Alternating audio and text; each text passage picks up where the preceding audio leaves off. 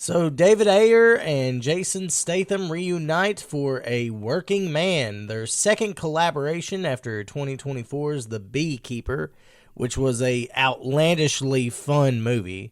And here's the thing about Jason Statham movies.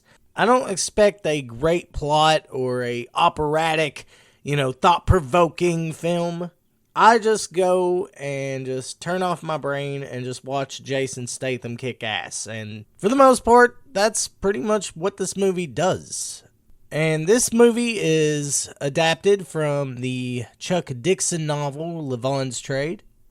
And I should also mention that the screenplay was written by none other than Sylvester Stallone, which I can honestly see him having a hand in something like this because action movies to Sylvester Stallone is like bread and butter.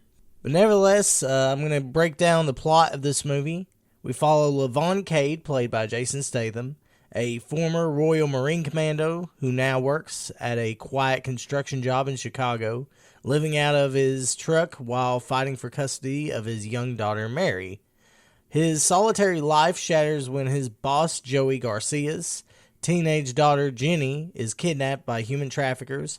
Reluctantly, Levon steps back into his lethal skill set, tearing through Chicago's underworld to find her. His mission leads him to a ruthless Russian mafia syndicate where he faces off against a rogues gallery of villains. As Levon fights his way up the criminal ladder, the rescue mission becomes personal, exposing a web of corruption that demands more than just fists and firepower to dismantle.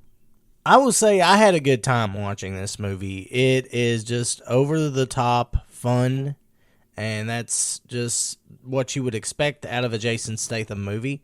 Like, even though the guy is pushing, almost 60 years old, which I had no idea that was how old Jason Statham even was, but you could pretty much fool me about his age. It does not show in any of his movies at all. He still looks the same to me. And his performance in this movie is everything that you would expect Jason Statham to deliver. A steely-eyed, near-silent force of nature who communicates more with a clenched jaw than any monologue. Levon Cade fits perfectly into Statham's wheelhouse, the reluctant warrior with a brutal past forced to unleash hell for a righteous cause. While he doesn't reinvent himself here, his physicality and screen presence remain unmatched. Brief moments of vulnerability, particularly in scenes with his daughter, add depth to an otherwise relentless killing machine. And I really like that. I like the fact that they're sort of humanizing these action heroes more to basically give them a little bit more depth so that way you can relate to them. The best way to make a male, relate to another male is give them a father role, because what parent would not go out of their way to save their kid? And look, I'll be honest with you guys, I wasn't expecting a grand plot out of this. I mean, it's a mindless action movie, and the villains are just over the top, cartoonishly so, and that's fine. Because at the end of the day, all you want to see is Jason Statham take them all out. And it's fun.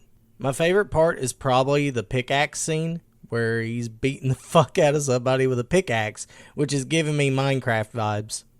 But nevertheless, the supporting cast actually elevates what could have been a generic revenge flick. You had David Arbor, who is an ex-military ally who doubles as a weapons dealer with a dark sense of humor, which, by the way, the humor is hilarious in this. Not all the jokes land, but most of them do. And then you have Ariana Rivas, who plays as Jenny, who basically holds herself in this movie.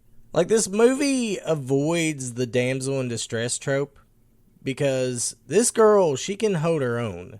And that's probably one of the best things about this movie is that it avoids all these tropes, even though at the same time it can't help itself because, a lot of these action movies, they play out the same way, but it tries to avoid all the obvious tropes. Now, the fight scenes are brutal and well choreographed. The action is shot cleanly, emphasizing Statham's physicality rather than flashy editing.